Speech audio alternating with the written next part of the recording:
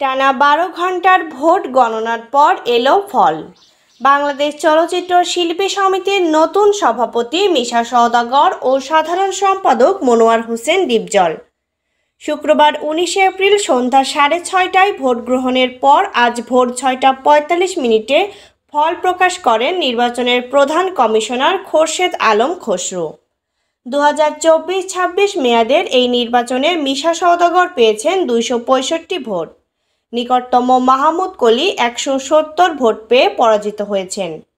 সাধারণ সম্পাদক মনোয়ার হোসেন ডিপজল পেয়েছেন 225টি ব্যালট। 17 ভোট কম পেয়ে পরাজিত হয়েছেন নিপুণ আক্তার 209।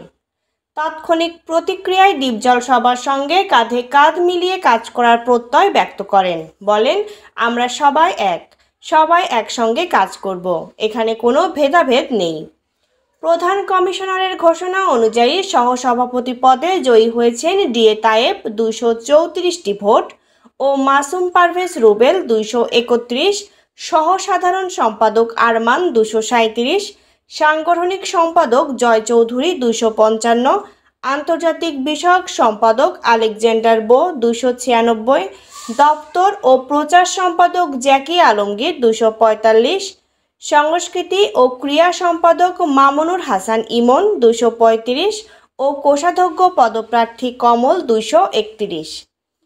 কার্যনির্বাহী সদস্য পদে মিশা ডিপজল পরিষদ থেকে নির্বাচিত হয়েছেন 9 জন। তারা হলেন সুচরিতা 228, রোজিনা 243, আলিরাজ 239, সুব্রত দিলারা ইয়াসমিন 218, শাহনূর 245, নানাশা 210, রত্না কবির 263 ও চুন্নু 248।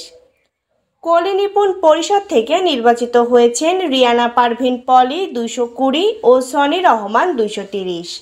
প্রসঙ্গত 21 সদস্য বিশিষ্ট কমিটির বিপরীতে এই নির্বাচনে 6 জন স্বতন্ত্র সহ 2টি প্যানেল থেকে প্রতিদ্বন্দ্বিতা করেছেন 48 জন। একটি প্যানেলে রয়েছেন মিশা ডিপজল, অন্যটি মাহমুদ কলি নিপুণ। গতকাল সকাল 9টা থেকে শিল্পী সমিতির কার্যালয়ে ভোট গ্রহণ শুরু হয়, চলেছে সন্ধ্যা 6:30 অবধি।